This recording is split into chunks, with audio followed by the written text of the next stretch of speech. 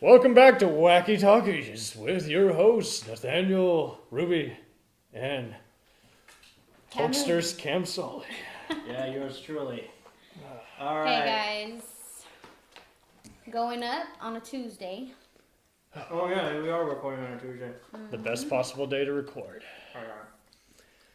But here's my chewing. I'm eating Chick-fil-A French fries. Yep. Chick-fil-A. Chick-fil-A is the devil. Yeah, but we're not a Chick-fil-A podcast. We are a movie podcast, We are not. an entertainment Thank podcast. So let's talk about what we did this past weekend. What did we do this weekend? Man, I saw A Star Is Born. You And didn't like it? yeah, Oh, you had not watched it? yeah. All I can say is stick with the Judy Garland version. Oh, I have Judy not Garland. seen that one. There's also the Barbara Streisand version. Yeah, well, you're better off missing that one as well. So, All right, what did you do, Ruby? I actually watched that movie Vice. How was it? Ruby's not a fan of politics, but she apparently really likes this one. I did. Like, I saw what you were talking about, how this director, like, he didn't make it just a typical boring political movie. Yeah. Which is why I don't like political movies for the most part. He did so many different things. Like you said, he had the guy, the donor. Yes. Spoiler alert. He had the donor, narrating. And just from the bat up, you know where the tone is going, just where they show the flashback. He's working with the electrical guys. One of them's Yes. busted his leg open. He's like, hey, it's all good. Yes, that's another thing that got me. I'm like, was he literally like that every time he had a heart attack? Yeah, I mean, Oh, and sorry guys. I think I gotta. Everybody I gotta knows go to the about hospital now. Like, I did not know that. you didn't know No, that? I didn't know. I told my husband. I For said, I years, guess that I was a did not running know joke on SNL. that much. Yeah, I guess I didn't know that much about Dick Cheney, but actually I did know about when he accidentally shot that dude. Oh, yeah. That It made was him- just like, and he never apologized. Never apologized. It's like, what a fucking douche. But he was such a good dad. Well, almost. Oh no. No. He's kind of mean to his lesbian daughter. Yeah, at the end, he chose the actual The straight older daughter. older daughter, which that sucked. Yeah. Like, We that gotta was go back to heart-wrenching. war. Mm-hmm. We need oil. Okay, so I went to 2 film festivals this weekend. Yes, he did. He is the Yeah. man here. Yeah, I was representing a film that we all made together. Yes. 2 of them, in Woo, fact. woo. Wait, Yeah. no, I gotta do that sound that I learned on the new Kevin Hart thing where he's like, "Murr, murr, murr, murr." It's a DJ like sound. It's very. Oh, I know what you're saying. I thought you were trying to do Beethoven's Fifth. I thought that's what you were trying to do. God bless you, Nate. Thank you. Okay, now tell us more. Okay, so because we did one of the films was in Shutter Speed Film Festival. So it was. And the film that we did together was a film called Your Land, My Land. It was a short film, 4 minutes long, and Good film. yeah, and Good it was story. about 2 immigrant girls, one from Mexico, one from North Korea, meet up, and then they bond over this new life in America, even though they can't. speak Unlikely the language, friendship yeah, and all that, and they're sweet natured. yeah. And another one was a film called On My Way Back, Yeah. which was about You went on your way back to the festival. and it was about a spur of the moment road trip from San Diego to Dallas after the events of 9/11. And Yeah, Jorge which R. I- Santos is yeah. wonderful in that. Yeah, and 9/11 was a good subject, like I thought, and it was a good story. Oh, it was a true story, right? yeah, kind of. And so, There's plenty of accounts that can probably attest to having similar encounters. oh yeah, absolutely. So the first festival that I went to was Shutter Speed Film Festival here in Arlington, Texas, where the Cowboys Annual. Play. Yeah. Cool. Yeah, where the Cowboys play football and the Rangers play baseball. Yeah. And that was really fun. It was at the Holiday Inn, and we saw all the stuff, and it was really nice. And then after that, I booked it to around Southwestern University down there, and it was in a place called GTX Film Festival, the first one, the inaugural one. And Wonderful. Cool. it was at the City Lights Theater. And you didn't get any of that for Film Freeway or? No, it was all through Film Freeway. Oh, it was on there. Okay, cool. Yeah, both of them was Film Freeway. So Lovely. what? Yeah, I prefer Film Freeway over Without a Box any day. Yeah, I can't. So did you win anything? Get anything? Who Nah, won? we- I think? Nominations though, hey. We won Yeah, right. our friendship. Yes, exactly. That's what we did. All right, so that's what we all did today. So today we're going to be talking about cyberpunk films. Cyberpunk Which films I am is really interesting. They explore a fascinating array of future corporations, fighting to the death, virtual reality, interior mind of a android or cyborgs, just wonderful stuff. Now, we got some here. You can see we got some fans already. They were programmed to be fans, but whatever. But we all have our own lists on what our favorite cyberpunk films are. Otherwise, no episode. Yeah, and so that's what we were planning on doing today. And so I'll go first. And I basically just looked over the films that were available to me at the time. So I might have me missing some. Okay. But that's what you guys are for, to fill in the blanks and everything. Hey, we all got three. We got three heads are better than one. So like the first film on my list, I mean, like all of these are all not bad films, like all not terrible films. I'll say there are no wrong opinions. Remember that. All from really good to not that bad. And I'm starting with the not that bad first. Right. So, I mean, the first film that I got here was made in 1990 by an American filmmaker named Mark L. Lester. You can watch it for free on Vudu right now. It's called Class of 1999. It's supposed to take place in 1999 Seattle, and it's supposed to be about where teachers have been secretly placed in schools where the students have run riot, like these gangs, like these youth gangs, and where there's no parents around, and they're all just kids being gangsters or whatever. That's Cyberpunk? Yeah. It's cyborgs, Yeah, and then the teachers do a good job controlling these unruly like kids until they go too far, and some kids become suspicious because they're like robots and such. Oh, they're robots. Yeah, the teachers are robots. Okay. Gotcha. But it was made in like the 1990s. Right. Well, 1990s. Sequel to Class of '84. Yeah. One of Michael J. Fox's first movies, by the way. Is it the sequel to Class of '84? Yeah. Oh, okay. Yep. Oh, all right. So, yeah, because it's about that. But yeah, because it was take place in 1990, but everybody there dresses like they're in the 1980s, even though it's supposed to take place in 1999. They made them back to back, which was like 9 years in the future, according to them. Oh wow. Okay. Yeah, and so, it's a lot of, I guess, 1980s fun, like all these practical effects going on. An interesting precursor to all these Die Hard in a School type movies like The Substitute and Toy Soldiers. Yeah, exactly. So it was pretty fun. It wasn't that amazing. It was kind of just silly. Yeah, it's just silly fun if you want to just turn your brain off and watch something fun. Silly fun. Yeah. And another film that going to a more recent film, the next one is Ready Player One. Yes. By Steven Spielberg. People complained about how it was adapted from the book. I'm like, I'm sorry, just all the time and work that was put into this. How can you not like this movie? My husband really loves that movie. Yeah, I read the book and everything, and I really enjoyed the book. Such great themes on, how you become in love with reality versus fiction. It's just touching. Yeah. I always imagined that film was about about how escapism it could be okay to a degree. Yes. But when it starts like controlling your entire life and everything around you, that's when it kind of becomes a problem. And it really went beyond the trailer. It was not about just, hey, let's throw in movie references. Those are just all part of the Easter eggs showing how everyone's fascinated with fiction. Yeah. So for those who don't know, this film it takes place in 2045 Columbus, and it's adapted from the novel by Ernest Cline. And it's about when a creator of a virtual reality world called the Oasis, who's played by Mark Rylance, dies, and then he releases a video that releases this giant worldwide treasure hunt within the game, which he uses like clues from films and television and games and music and everything you can think of. And it's up to the main character, Watts, or Parzival, played by Ty Sheridan, to find it before the evil corporation does. So yeah, that's what it's about. But one of the things that I really liked about the novel over the book, I mean not the novel over the book, the novel over the film. Yeah, because there's always more when you read it. That, and it mostly focused only on 1980s pieces. I only focused on 1980s pieces. While in the film, it went all broader.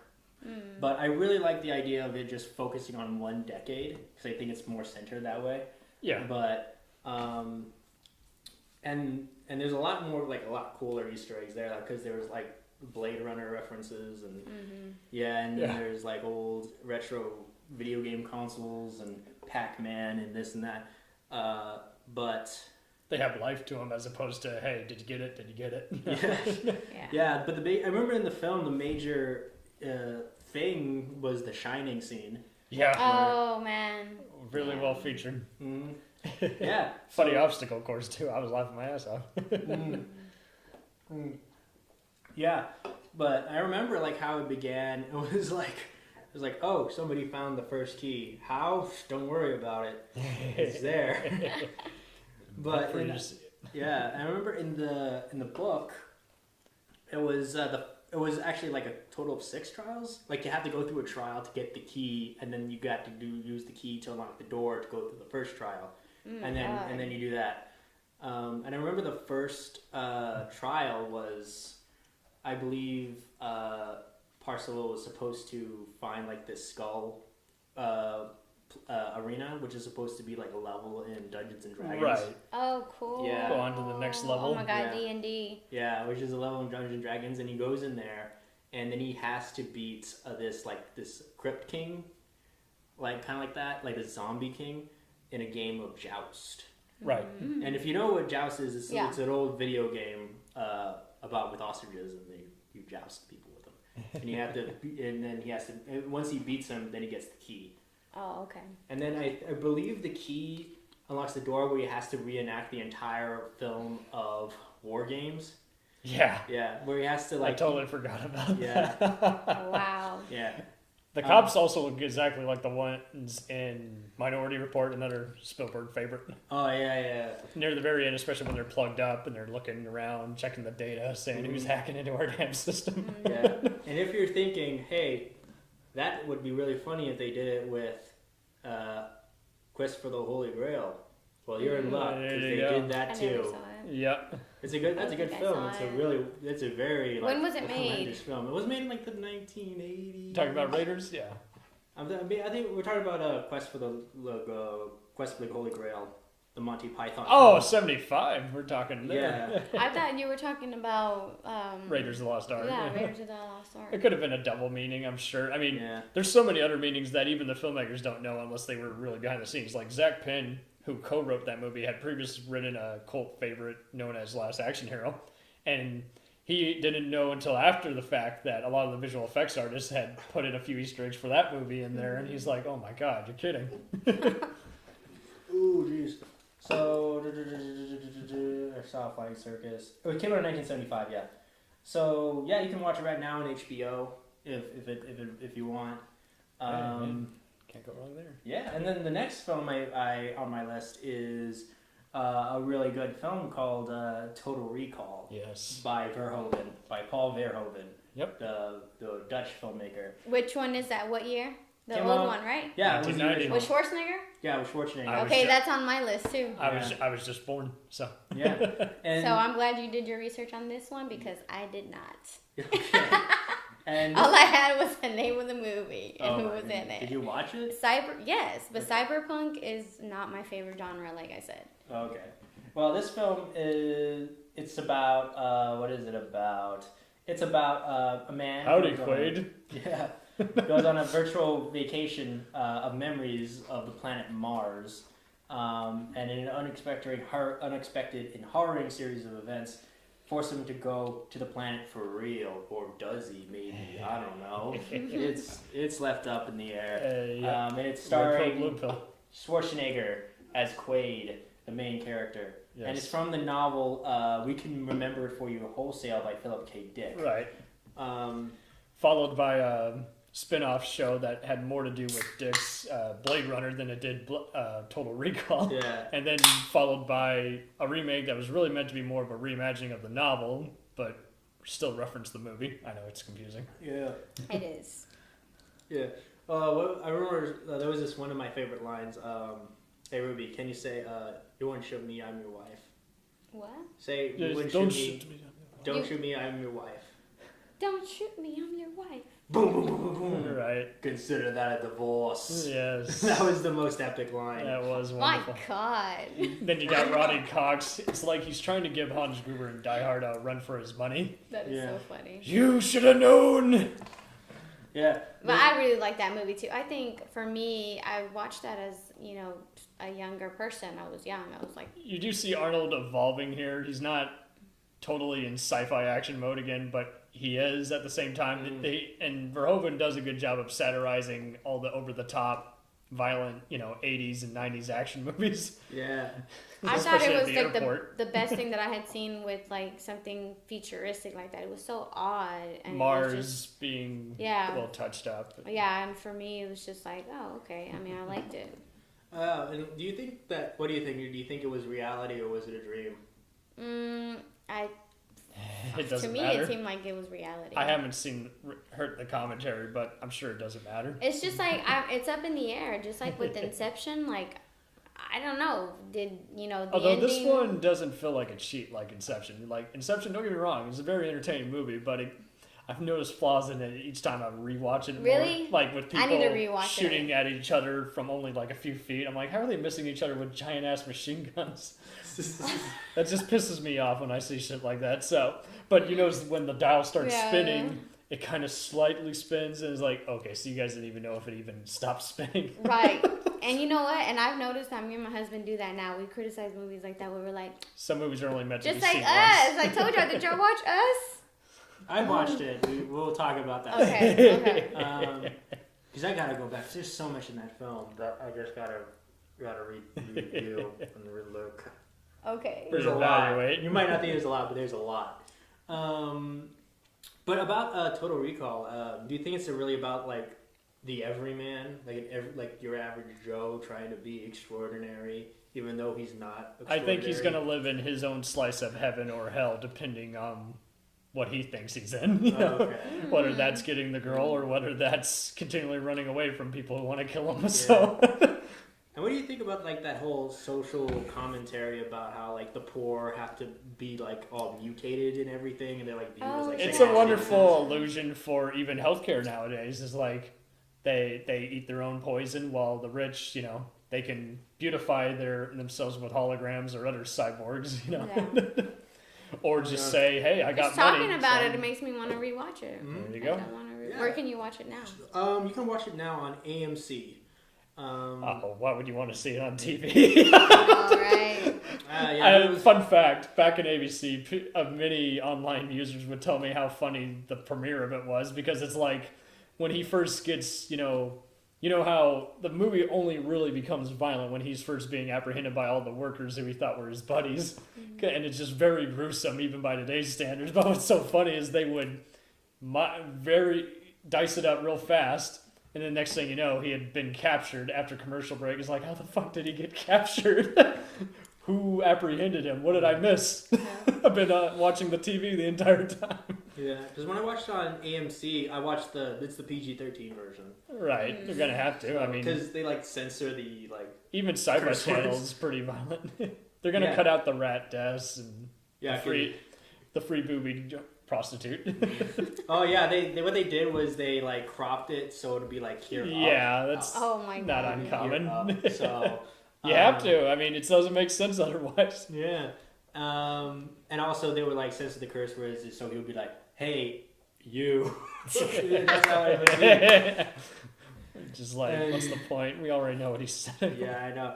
And there was one scene where they edited out a middle finger too. Oh yeah. So where he was like, it was a scene where the taxi driver was going back and he was like haranguing another taxi driver because he got Schwarzenegger to go in his cab. Mm-hmm. So he was like, so the taxi driver was like, "Hey, what's going on?" And then the other taxi driver just goes out and he has like this closed fist like that. And so it was like, "Hey, so about this," and he was like doing this.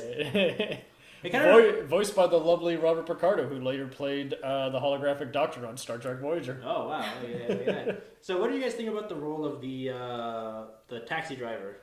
Because he was a mutant, but he betrayed them. What do you think that? It's a very it just gives a fine line of comedy in between. Yeah, I mean, you gotta have moments comedy without overdoing it nowadays.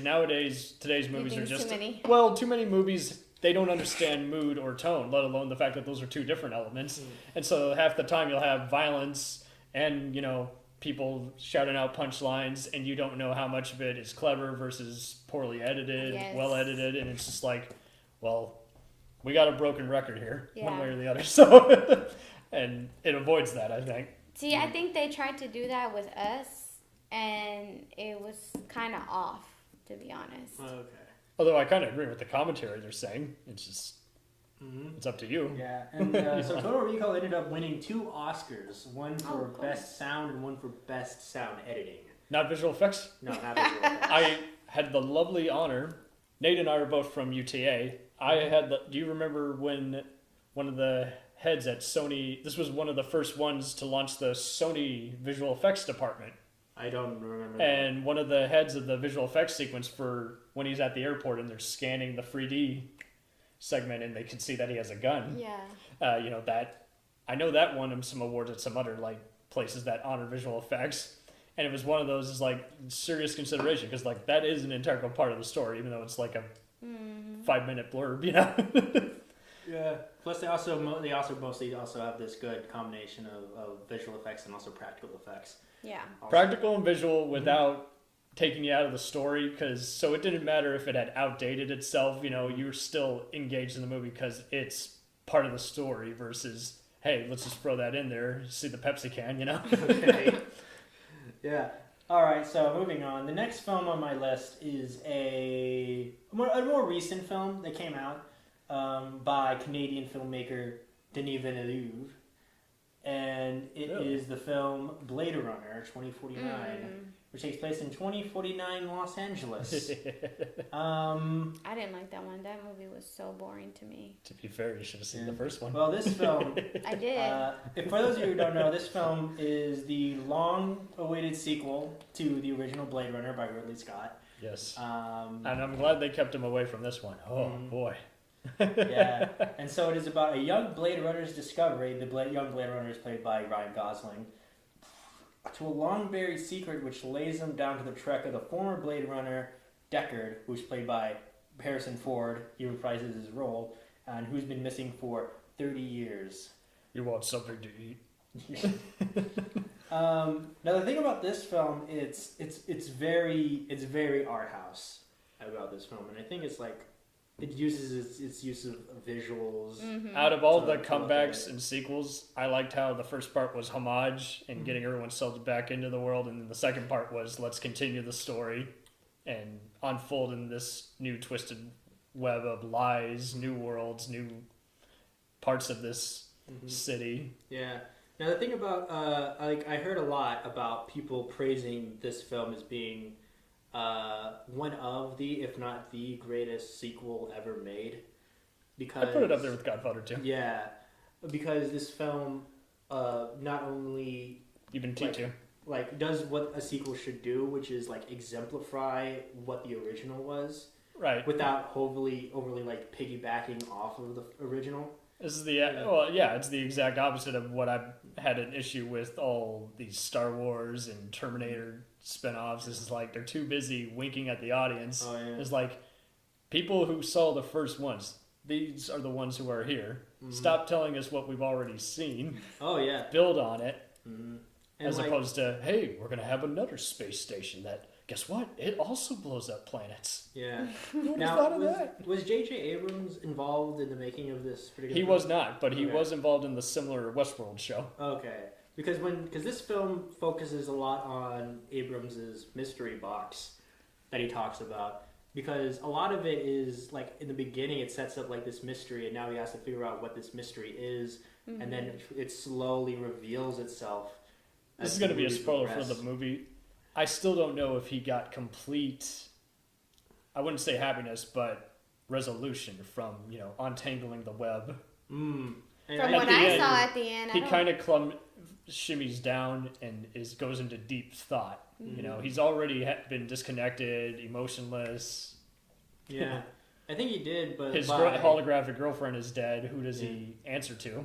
I don't know. I think it more seemed like he settled. Like he kind of dies. He kind of shuts down without dying. Yeah. And even though they were thinking about doing a third one, I liked how Jared Leto's subplot was not up in the air. I mean, that can keep continuing on. He's just a tool of the system who's going to keep unleashing new cyborgs and replicants. Absolutely. And I like how Jared Leto is... subdued. Yeah. He's a really good character because... He's going batshit crazy, but he's not chewing scenery. Yeah. He's a very good actor. I love Jared. He's a good actor when he has good roles. And he's that goes for any actor. Yeah. He has like good roles and he's under the right director. He's really, really good. But in this film, he plays a blind guy. But, I forgot about that. That's right. That's why his eyes are... He plays a blind guy, but he's known as like the creator of the modern world. And he tries to see the world through his creations and everything. I still got to see the short films that build upon his subplot. I know they're on the Blu-ray, but they were released online initially. Yeah. Like, so his character is about like him trying to like look over the world through technology, which is that whole idea of technology versus nature, that whole thing. And I also kind of think it also adds to this idea of in a world where I forgot what it was, how the phrase went. Well, I think it was in a world where people have in a world where people have no eyes, the blind man is king, or something like that. Yeah. Right. So it was kind of like that, how everyone is like focused on. Like, they really did a good job at upping the commercials this time around. Mm-hmm. Once again, not being distracting. Less of the people eating sushi and more of the people just advertising sexy parts of the world. Yeah, absolutely. And a lot of people, I know my parents had this gripe about the film that it showed a little bit too much nudity in the film. Oh, for God's sakes! I don't remember. But I always rated R. Yeah, you're not. You know what? I fell asleep during that movie. I did. Okay. I did. Yeah, I believe you. Yeah, I believe you. But yeah, so I think I always thought it was supposed to represent the perversion of technology. I always thought that's what the perversion and how. Affairs aren't even a big deal. Adultery, whatever. People are not even bothered by the fact that I'm fucking a robot. Yeah. I'm a loser. Mm-hmm. Deal with it. Yeah, and then there was this whole relationship between Kay Gosling's character and Joy, who plays the hologram. Not who plays it. Who is the hologram? Anna de Armas. Yeah, Anna de Armas. She's really well used there. I just fresh off being in the hostage thriller Knock Knock. Yeah. Oh, she was in that. Yeah, she's one of the crazy. With Keanu Reeves, right? Whoa. If we had to take a bunch of actors of the cyberpunk genre, I probably would have Don the Dragon Wilson, then Keanu Reeves, then probably a bunch of other action thugs like Arnold. They're in all these sci-fi movies that are based on all these cyberpunk novels. Yeah. Mostly, right? Right. Yeah.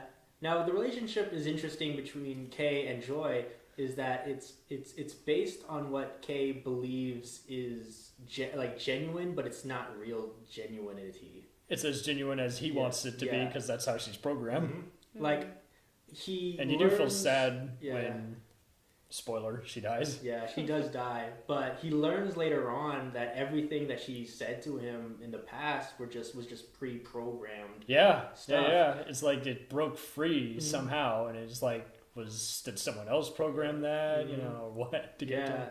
And that he learns that everything that everything that he knew about the relationship was a lie. It wasn't real. Yeah, and I like how we see more of his police department. His department was always implied, and Edward James almost returns there, and for once he seems very interested. But there is it was cool having Robin Wright have something additional to do and just be a hard-boiled, captain. Oh, yeah, absolutely. You will, find the missing replicants by midnight. My hands are tied. Then there's the character of Love, who is the Jared Leto's right-hand robot. I forgot about that. Yeah. Then there's Love, and the thing about her character is that she tries to constantly want to be the best creation that Leto's character made. So she's constantly trying to prove herself. And especially when, like, the climactic battle between her and Kay, when she subdued him for that brief moment, she says, like, I am the best, or something like, I'm the greatest. Or that was really cool, because it echoes the initial, thugs that played by Brian James and, Daryl Hannah's character in a way, and then she slowly kind of becomes just like the next of kin of Roy Batty, Rutger Hauer's character. Yeah, I am the ultimate cyborg. Like, what do you guys think about Bautista's character and his performance? I'm a fan. Say what you will. He is slowly warming up. He's kind of the male equivalent of Gina Carano. He's getting roles that are otherwise going to The Rock, as well as becoming a reasonable A-lister in the B-action movie genre. But there it was cool because that was a minor role, just like his James Bond movie role, Spectre. And at the same time, now that you brought him up, his character kind of foreshadows all the other victims and criminals, because he puts up a fight and whoop them, Yeah. All said and done, and he's just like, we're all just like victim. Doesn't he say something to the like of we're all victims of our imagination or something like that?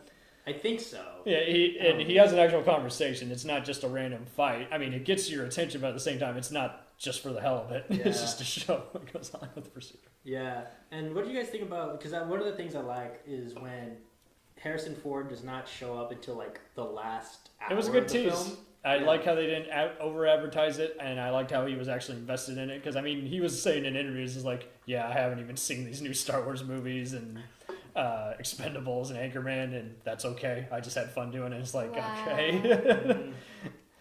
Yeah, that's Harrison Ford for you, because he has that kind of personality. Yeah, he's been doing it so long, it's easy to get washed up in it. But oh, yeah, he's the oldest of He's these. pretty gangster. But Blade Runner was really, honestly, my favorite of his roles growing up, because I already liked him in the Tom Clancy stuff, obviously Air Force One, but I didn't like other melodramatic shit like Regarding Henry, which is, by the way, was written by J.J. Abrams, but but it was cool seeing him grow out of the Star Wars mold, which he wasn't used to, and it was like, okay, he's a pretty badass detective. Yeah, especially when he started out, when he was doing American Graffiti and all that. He's actually really good in Apocalypse Now, even though it's a role anyone could play, but it's like, yeah, I like how he's briefing them all on the suicide mission. And you can watch him the upcoming movie, Secret Life of Pets 2. He's a voice in that? Yeah. What the heck? I can't wait. I want to see that movie. Cyberpunk, I do want to see that movie. Huh? Speaking of Cyberpunk, he's really good in Ender's Game. Ender's Game. Which was basically what I like to call the... Well, no, that's what I was calling Divergent series, basically the Hunger Ender Games, because that's basically what it is. Kids being assigned to fight alien races. Yeah, that's what it is. So, Ruby, you said you didn't really like Blade Runner 2049. Why is that? The one that just came out? The Yeah. recent one? Yeah. Yes. Because it was just like really slow. To me, it was really slow. And then I went to sleep. You just fell asleep. Yeah. And I don't fall asleep in movies. Like, I really don't. I love watching movies. Were you just tired that day, or were you fully awake when you came Did you in? go to a midnight screening? Maybe you were tired because you were Maybe I hustling? could watch it again. I just got the Blu-ray, so... Do you recommend that I watch it again? I would recommend you watch it again. Try your best. I'm going to try my best. I still got to watch all 4 versions of the original. Oh, yeah. Maximum effort. Yeah. I like... That sounds like a Cyberpunk futuristic B-action movie. Maximum effort. Like, what was I saying? I watched it on Movies Anytime, which is the digital... When you purchase the digital copy, that's Similar where it to comes Voodoo. on. So that's where I bought it. So, so yeah, there's that. All right. So that's Trey. Moving on. The next one on the list is oh no. Okay. So this film won Blade Runner 2049. That is, this film won 2 Oscars. One for Best Cinematography and Best Visual Effects. Oh, which Yeah, one when can I this saw that, be? I was like, what? Which one can this be? Yeah. And so it was. So when I watched the cinematography, I thought we were still talking about Blade Runner. Yeah, this is Blade Runner.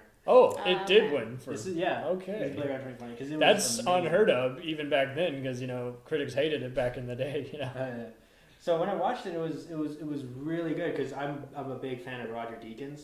Yeah, I think he's a really good. He did a good job of making it his own while also paying tribute to the original cinematographer. What else has he done? What else has he done? Various James Bond movies, Sicario, and No Country for Old Men.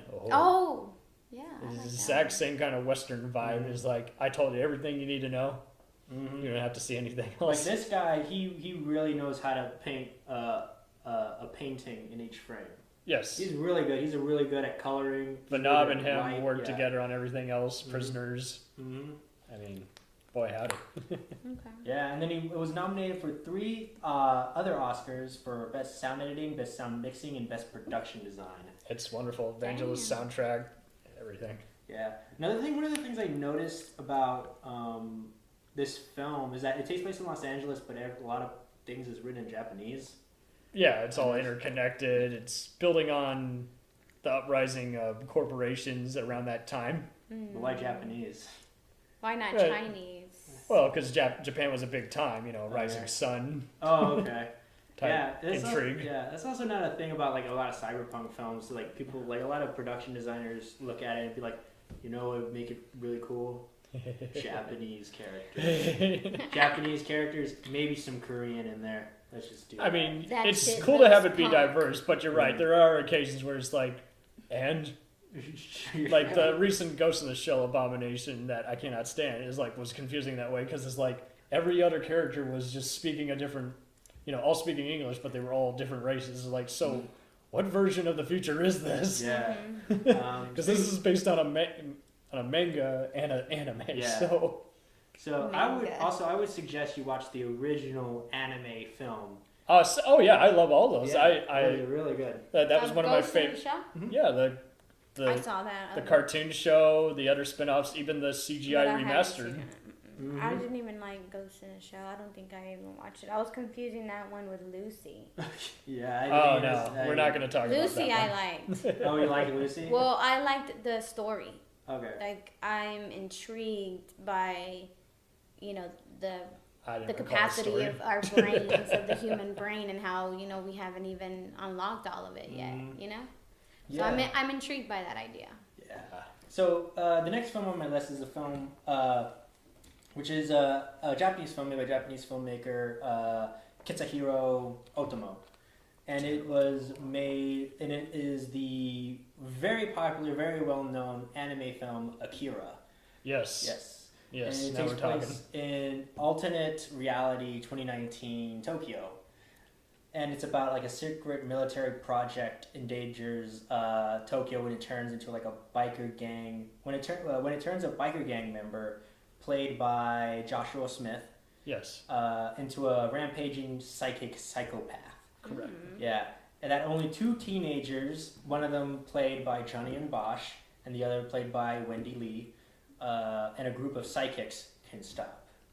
So that's what that film was about, and I thought it was a really good film because this is an anime film, and it's I'm not really into anime. Oh snap! But this was the anime film. It came out. They're still talking about remaking it, and I'm like, this is just unfilmable. Oh yeah. Are you into anime porn? Hentai? No, we're not into hentai. We're not going to talk about that in this podcast. Samuel Jackson is, but not us. When we went to Austin, there was this dude in a band, and he had the Nintendo 64 cube on his shirt, and it said hentai. Oh, nice. Fuck. Very cool. Wow. Very I should rocker. meet this dude just to tell 2,000-foot turtle. Okay. Way to plug. Right? Okay, but this was the anime film that came out in 1989. The makers of this later worked on the steampunk film Steam Boy. Yeah, they did. They also made the Ghost in the Shell film also. Oh, that's right. They did all work on that. Yeah. And that's why I liked it. And it was the first film that introduced anime to Western audiences. It really did. I can't see anyone being not inspired by it because even if they didn't watch it, they definitely saw it back when Sci-Fi Channel aired edited versions of it. And their kids, back in the day, Sam's Club used to have a really big anime selection. Oh, yeah. And they would sell stuff like this. Mm-hmm. Well, Robotech. Yeah, everything you see animated manga here in America and the rest of the West it's because of this film. If it wasn't for this film, it probably wouldn't have been here. And so this film is like incredibly iconic. Mm-hmm. And so it was also serves as a commentary about the atomic bombings in World War II. Oh, really? Yeah, because the opening shot shows Tokyo in 1989 when the film came out being nuked by an atomic bomb, and it says that after the bomb nuked everything, the surviving Japanese rebuilt Tokyo into this like dystopian cyberpunk world. That's a good story. Yeah, and so Otomo said that this film is supposed to teach the generation that didn't experience the bombings firsthand about the devastation that it had and the cultural impact that it had on the country and in the history. So, and it's supposed to be like about that whole world, like that whole word of warning and all that kind of stuff. Mm-hmm. Where can you watch it? Can you watch it anywhere now? You can watch it on Hulu. Oh, okay, cool. I have Hulu. Yeah, we can watch it on Hulu. I didn't see it on there. That's cool. I watched the dub version. Damn. So I saw it on YouTube years ago. Yeah, so I watched the dub version because I didn't want to. I was taking notes and I didn't want to constantly pause it because I didn't want to read it. Reading subtitles is cool. I love movies like that. Yeah. Oh, I can't watch any Hong One Kong of my movie without favorite it. movies. I don't know if it's Chinese or Japanese. House of Flying Daggers. That's Chinese. Chinese. Still a good. It's one of my favorite movies, and I love watching the subtitles. That Hero. Hero's good. I love Hero. Yeah. House of the Golden Flower or something like that. Yeah, Curse of the Golden Flower. Don't you love the drama? It's like... It's more than even just costume drama in a fighting movie, and I have to tell people, I'm like, oh, it's a kung fu movie. I'm like, it's more than that. More than that. It's Chow Yun Fat. Come on. So we'll talk about kung fu movies in another episode. Stay tuned for that. Am I right, guys? Yes, you got it. Yeah. Kung fu. So yeah. So if you give this film a chance, I promise you'll probably be like, it'll turn into like a weeb. I'll check it out. Yeah, it's a really good film. And it's supposed to be about... Tetsuo! Yeah. And one of the other main characters' names, Johnny Ombash's character, his name. I forgot that one of our Power Rangers guys voiced it. Yeah. His name was Kaneda. Kaneda, but it's spelled with a K. Tetsuo. And every time he says it, I think he's saying like the country Canada. Canada. Oh yeah. Really Shout gives out a good. Canada. It really prepares it for other stuff like Appleseed and what? Oh, just other retro, cyborgs fighting crime, and in this case, like the only real machinery in it is the motorcycle. Yeah, like the motorcycle is actually like a huge symbol in the film. It was supposed to be known as it's supposed to be visualized as like a symbol of power. It absolutely is, because everybody else is deserted in the middle of nowhere. Yeah, and that was supposed to be like Canada's like biggest like prized possession. He values the bike more than everyone else. Like there was this one scene where. Don't tell me, I want to watch it. Okay. No spoilers. Spoilers. Spoiler free. So, also another thing is about this whole idea of machinery overpowering nature. That whole thing again, which is like a recurring theme in cyberpunk films. That's also heavily like implemented in Akira as well, and also the use of the military in the film. Mm-hmm. What do you think like the military is supposed to mean in this film? I wouldn't say it's like today's anime where there's this, or even American movies today where there's a sense of, Navy propaganda. It's more of a matter of just giving you an idea of what does the city do. It's got, a military force, which is also kind of act as the cops of the future also. Yeah. But he also kind of like viewed it in Akira. It's like kind of viewed as like this totalitarian force. Absolutely, the dictatorship kind of. Yeah, like when there was this one scene where the general, who's only known as the general in the English version, is told that he is indicted, and that he is stripped from his title, and he ends up just shooting the guy in the face, and he's like, whatever. I need to rewatch that now. Yeah, and that's this a divorce. All right, I'm gonna watch. So Ruby, are you gonna watch it? Yes. Yes, but I feel like I already know everything. You know, there's a lot. There's a whole lot. There's way more in that than even that. The female lead's actually pretty cool in that too. All right. There's so much. Is there another film? I got a couple more films. Top 10.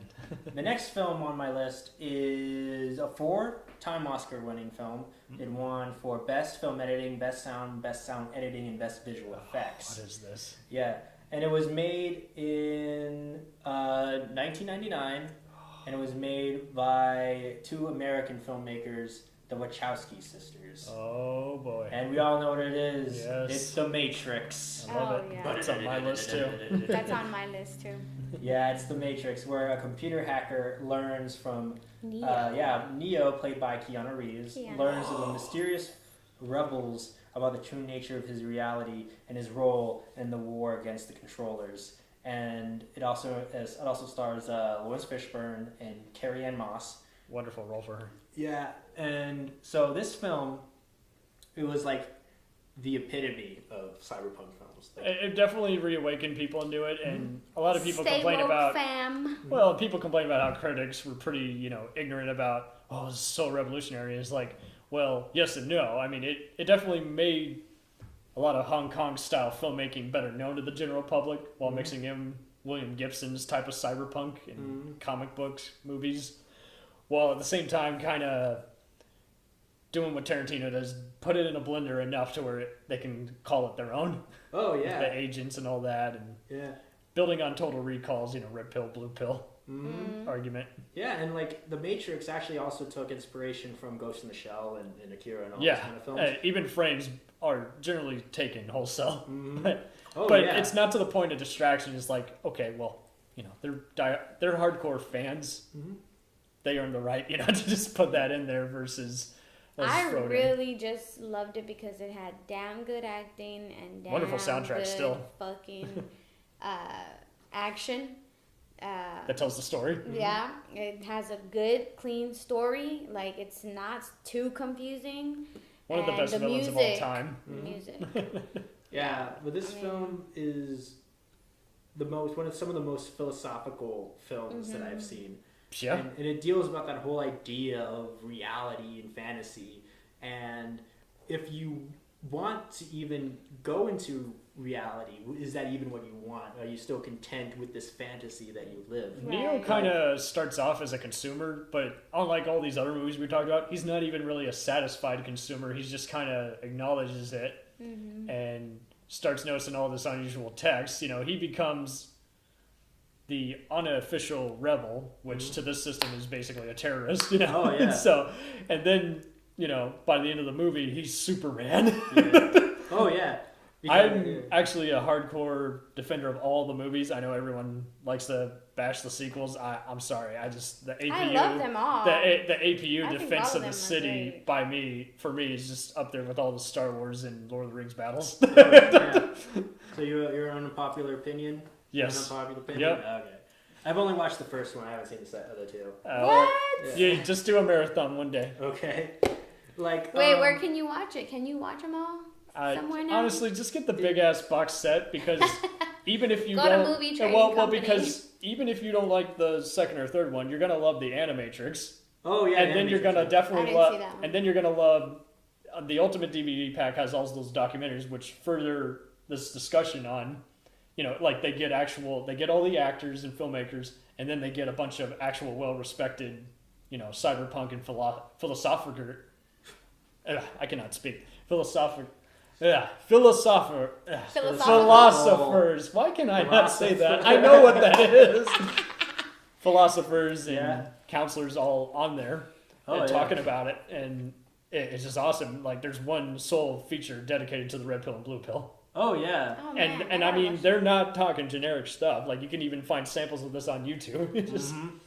Yeah, the thing about this film, it has it's considered to be one of the best openings out there. It's like the correct way to absolutely perfect opening. Yeah, and a phone conversation, you don't know what it means until 20 minutes in. Yeah, it brings you in like immediately. Yeah, it's urgency. It's what's known as like a hook, where it draws the audience in, and it but from the get-go. And Keanu, I'm sure he didn't know that he was going to revisit the cyberpunk genre, but I'm sure Johnny Mnemonic definitely prepared him for this. Mm-hmm.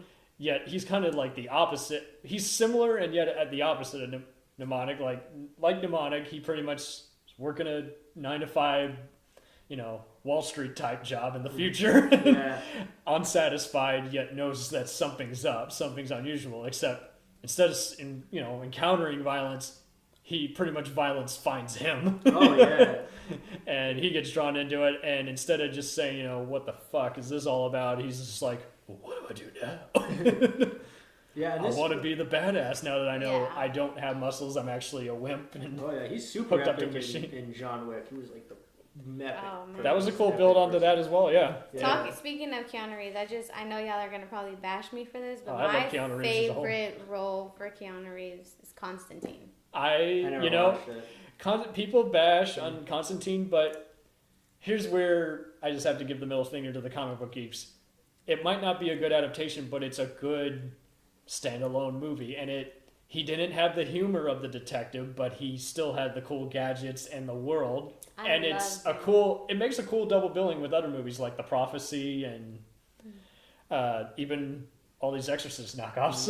No, I can't watch those. This is like the only movie that I can watch that involves exorcism.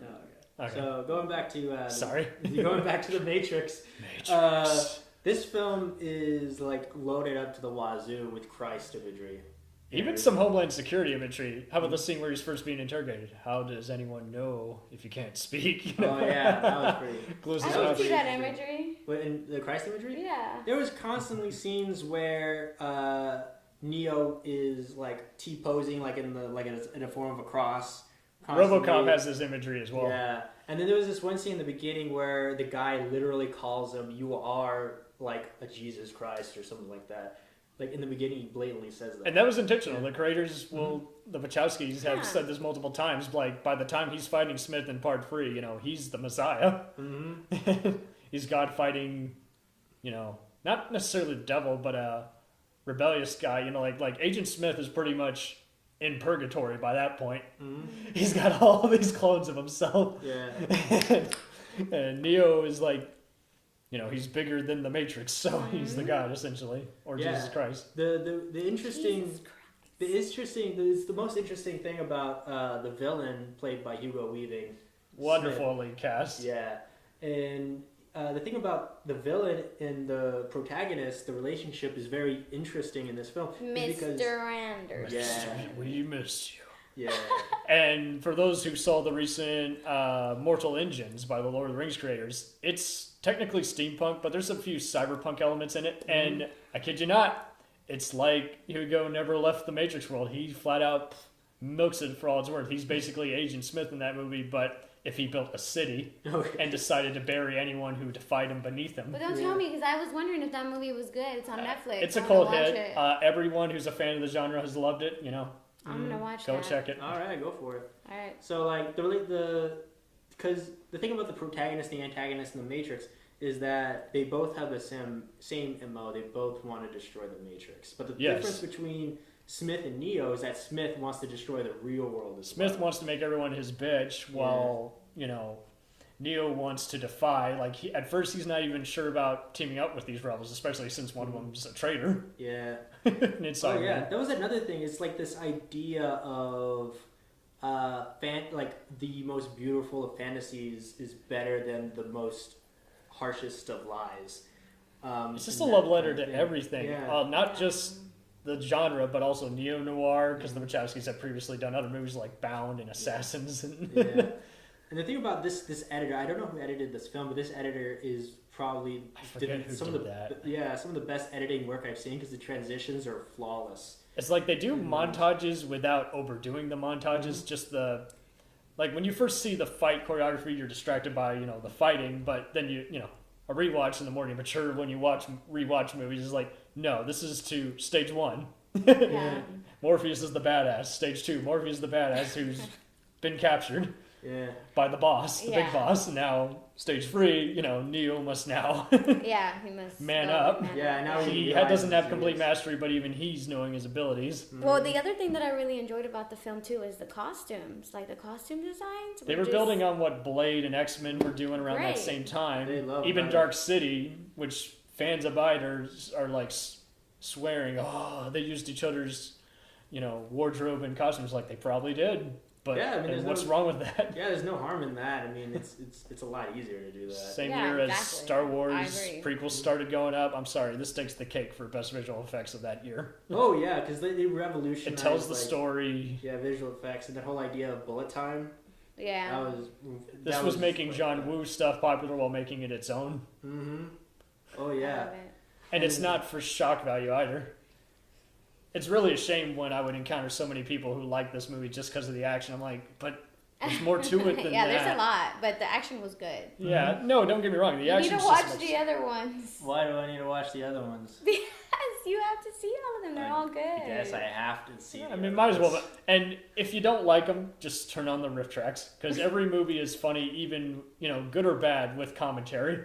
And those guys, in fact, now that I brought up riff tracks, that's actually one of their more amusing riff tracks because, like, one of them's not sure about the movie, another guy's not digging it because he's not a big fan of visual effects blockbusters, and the other guy's really digging it because he likes thoughtful movies. So it's really funny seeing them kind of bicker. Everybody loves drama. Oh yeah. While they're riffing the movie and making fun of it. So, alas, we're at the end of my list. Oh, for this what next a shame. For this next film is my number 1. And it is... We're covering shows also, right? Yeah, we can do that. We can also... It was made by Canadian filmmaker James Cameron. Yes. And this 1984 hit, The Terminator. Yeah, yes. I'm there with you. Mm-hmm. Speaking of which, we got a little thing that I'm going to do later. So this film is about a seemingly indestructible android played by Arnold Schwarzenegger. And he is sent from 2029 to 1984 to assassinate a waitress, Connor, played by Linda Hamilton. Yeah, played by Linda Hamilton. And who's going to play her again. Yeah. Right. Her big role before Beauty and the Beast. Oh, yeah. And then whose unborn son will lead to the humanity in a war. In a war against the machines, while a soldier from that war, played by Michael Biehn, is that it? Michael Biehn. Michael Biehn tries to protect her at all costs. Yes. And it's that film. It's kind of like a cat and mouse film. Yes, James Cameron has said since then. He was trying to.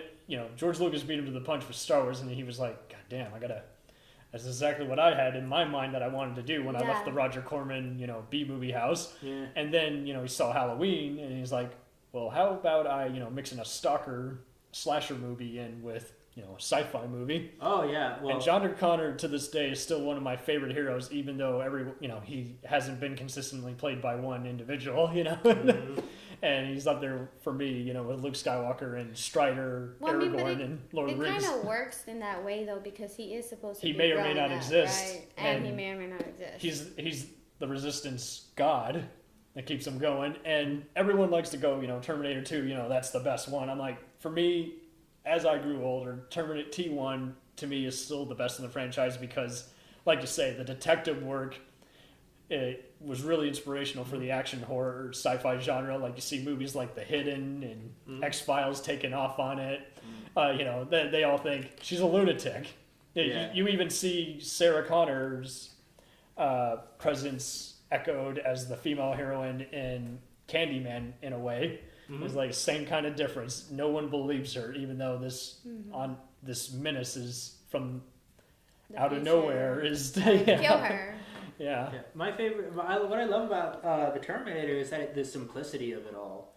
It's really simple. Yeah, that too. It's really not that hard. It's robot. He made every shot. Woman.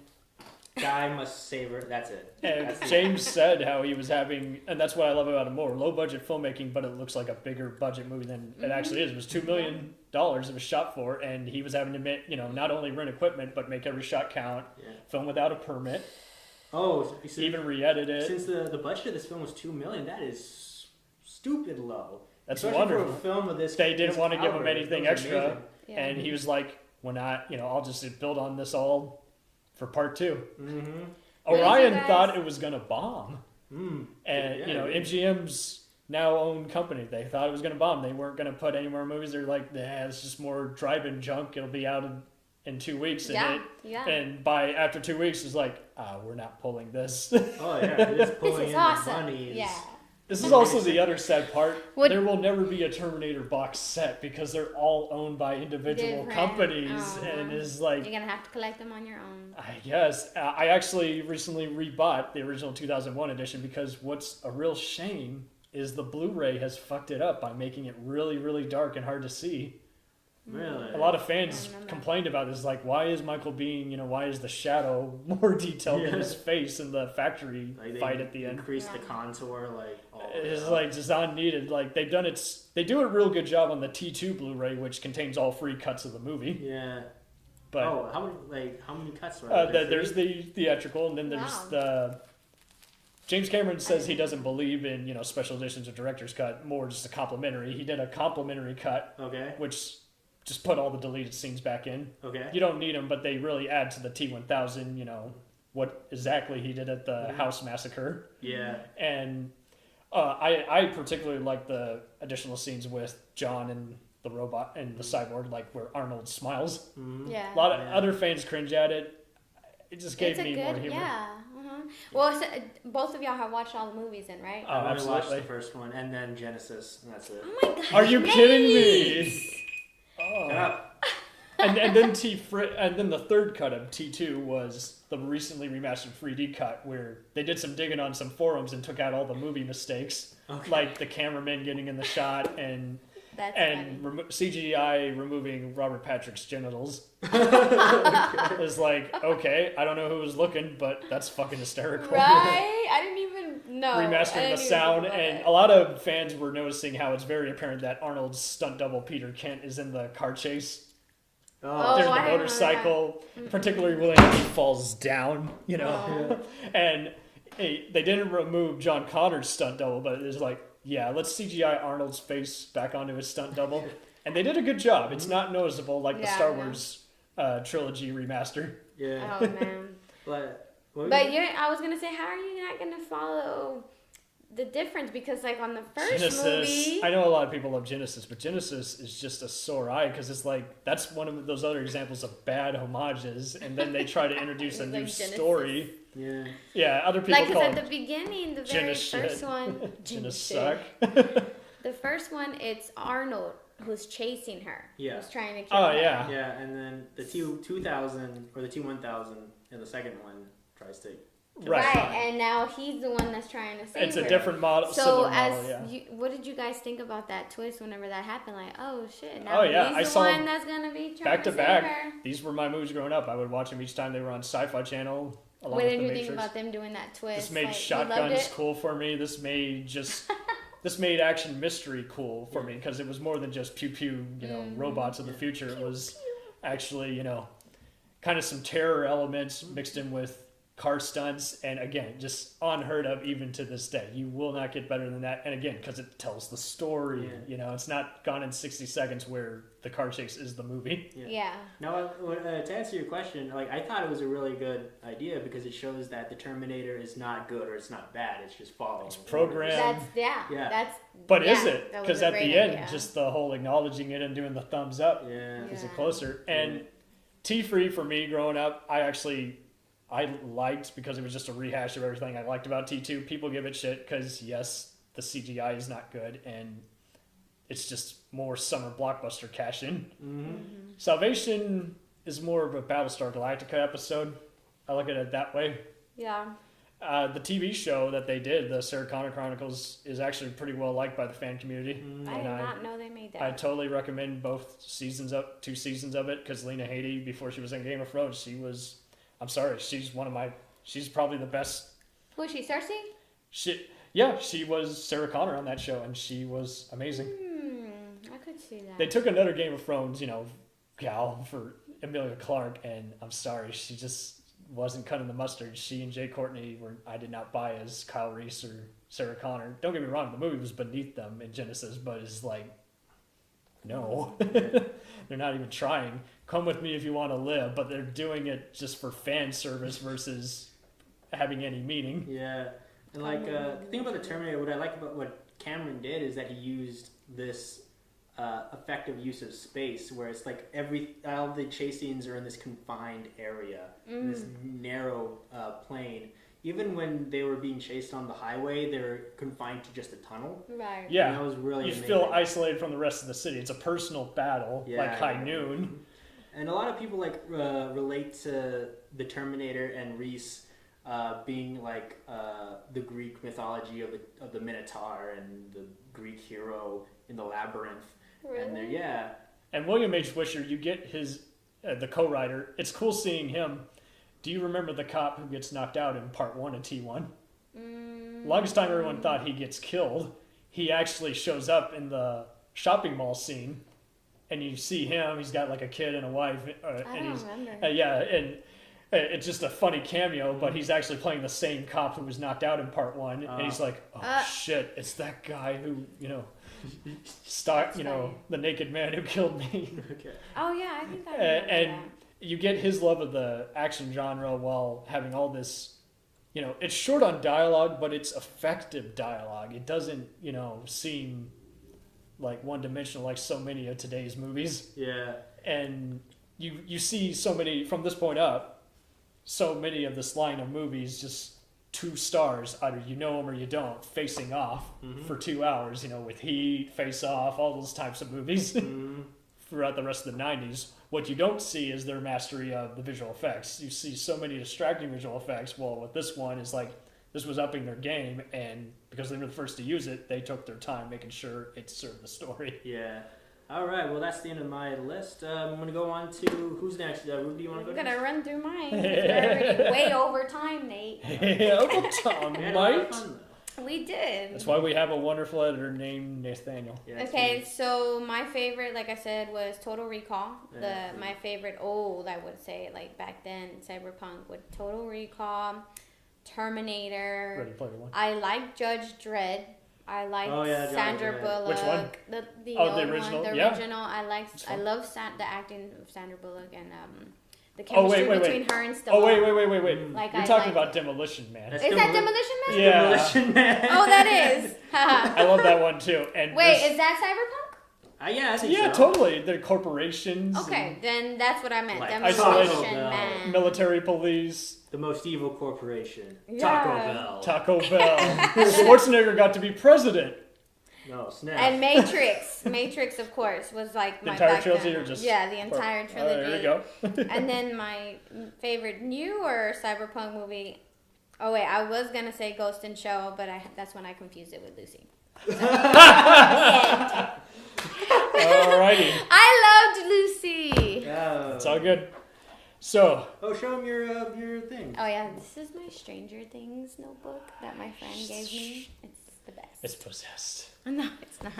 So, your turn. you pretty much got most of my list knocked out of the way. I already had Matrix, T1, the first, Okay. both Blade Runners on there. So, we're going to get to a lovely one that I recommend.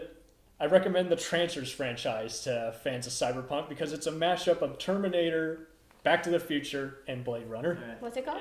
Trancers, and it's just it's a cult hit. It was back when Full Moon was becoming the #1 home video franchise. Although a lot of their movies that started out as drive-in cult classics. Yeah. What's it about? It's about that's just it. A cop going back in the future to stop someone close to him from being killed by these. They're kind of like zombies without being actual zombies, just these killers who are gonna fuck with the time continuum. And- Ugly-looking things. Pretty much. And part 3 is often regarded as the best of the franchise, and I agree. Tim Thomerson is just a wonderful, both as an actor and a movie star, action star. And this is just the most thrilling segment by this point before it goes downhill. And I just love the time travel stuff because it works in a way kind of like The One Oh, I like Tron. and Terminator, even just where it's just creative as opposed to confusing for the sake of bullshit, So how many movies is there? God, there's 6 of these.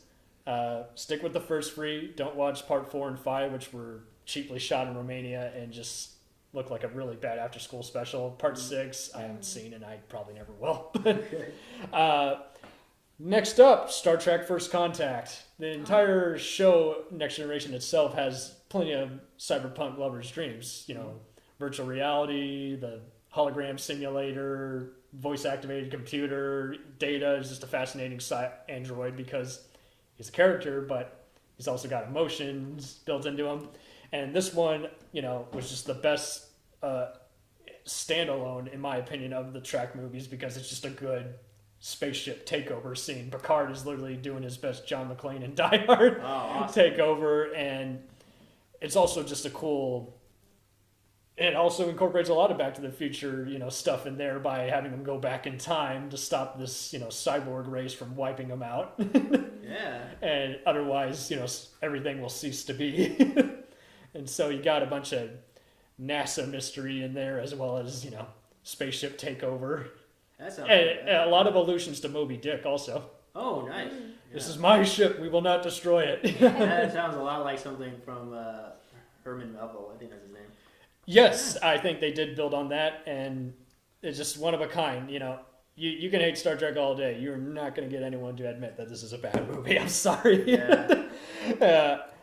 Next up, Minority Report. Oh, before we go into that, where can we watch Star Trek if we can? You can. They're currently all this month. All the Trek movies are on Showtime, and I mean, I'm sure they're on Hulu. There's no shortage of them, you know. Awesome. All the shows are all on, you know, Netflix, Amazon, and Hulu. You know, there's no shortage of finding them. You will find them. Okay, awesome. Okay, Minority Report. Minority Report. Spielberg again. Fun fact: this was meant to be a sequel to Total Recall. Oh, nice. That's interesting. And this is a funny long story short. Verhoeven was going to make it. His former cinematographer Jan de Bont, who had done other movies like he previously had shot movies like Hunt for Red October and the first Die Hard, and then he made his debut directing movies like Twister and the Speed films. And he basically got word that his old, you know, accomplice Verhoeven was going to do a sequel, and he kind of talked to all the other producers and stole the script from him, and he was going to make it. And then next thing you know, it goes unmade because it, you know, it keeps changing companies. And then finally the script goes over to Spielberg's people, so he gets final say on it. And those guys only get a producing credit because they made a contribution to the script at one point.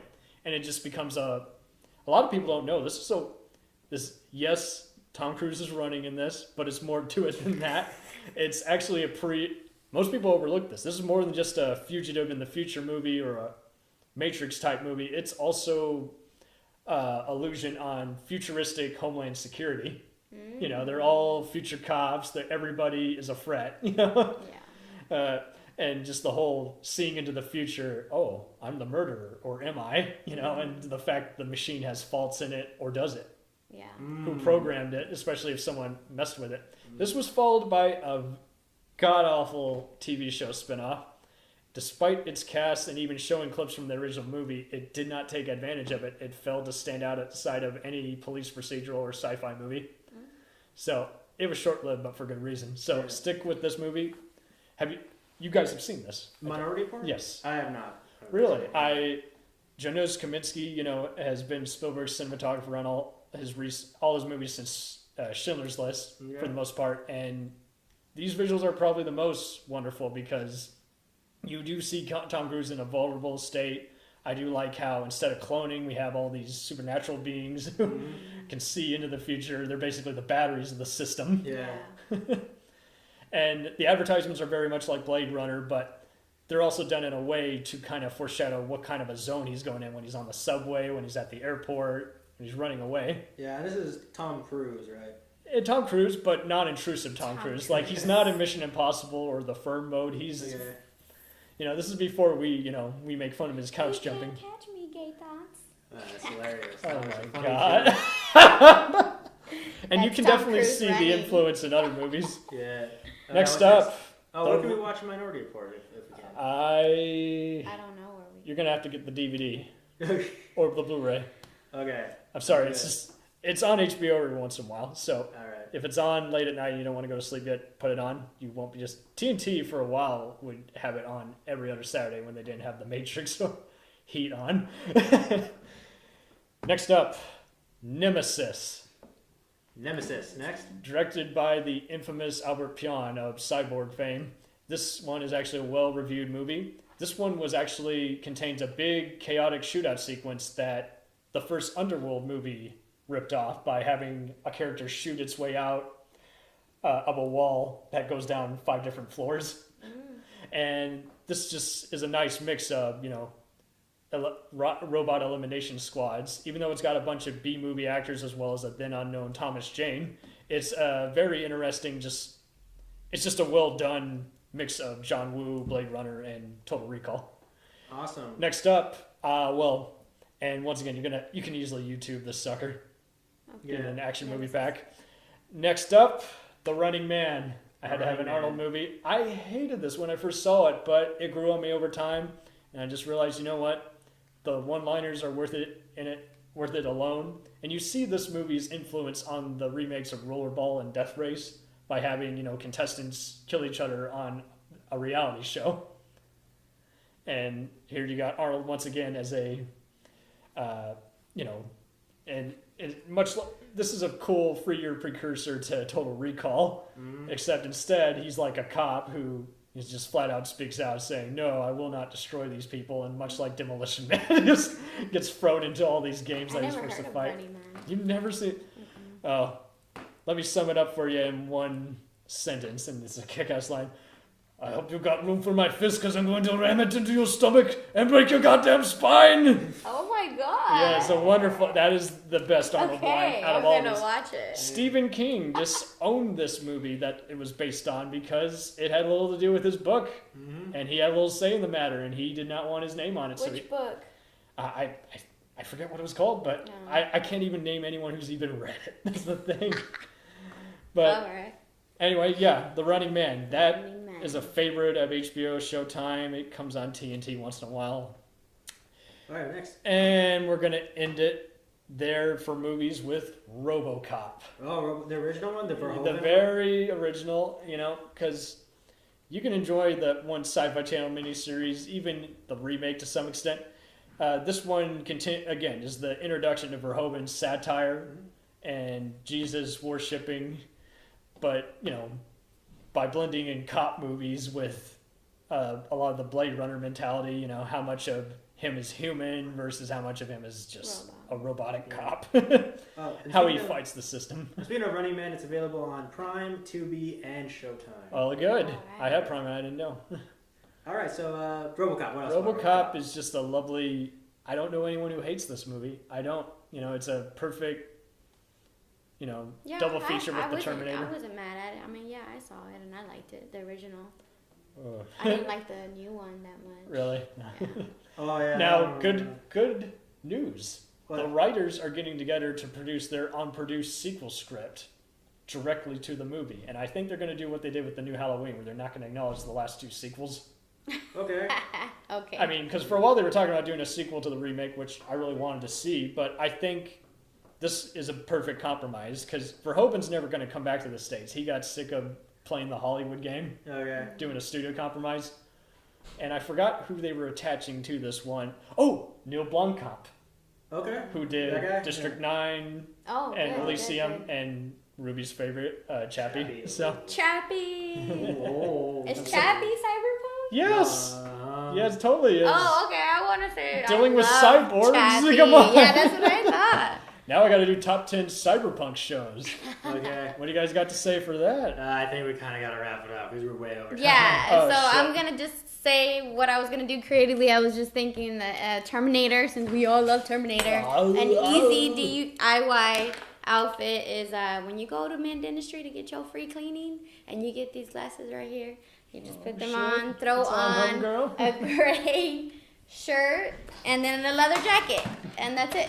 And you will be Terminator and just be like with a deep voice and say what would you say as a Terminator? In a deep voice. I'll be back. Okay.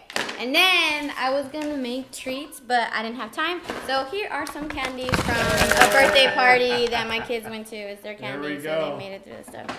All right. All right, we are done. Yes. And that is the end. Take candy. All right. Candy. And we are done. Candy. Thank you much. Okay, goodbye. Thank everybody. you. Thank you for watching. I bid you adieu. All right. Oh, but what are we going to discuss next time? Oh, Your turn to choose. I'll think about it. We'll get back. Well, No. I have to say it now, right? Yeah, say it now. Okay, well, I wanted to do... Are we just going to stick with movies? We can do anything you want. TV shows, Yeah. I wanted to best action shows, best sci-fi shows. some music. A lot of music. Oh, Yeah, I movies wanna about discuss music? I guess we can do that. Yeah. Musicals? No, not musicals. I don't want to do musicals. We can do soundtracks. Soundtrack. Oh. Yeah. Okay. But I also want to throw in some kind of like what kind of music you're listening to and stuff like that too. Can we do that? Yeah, we can do that. Okay. All right, there it is. Music and soundtracks. All right, bye. Bye. There we go.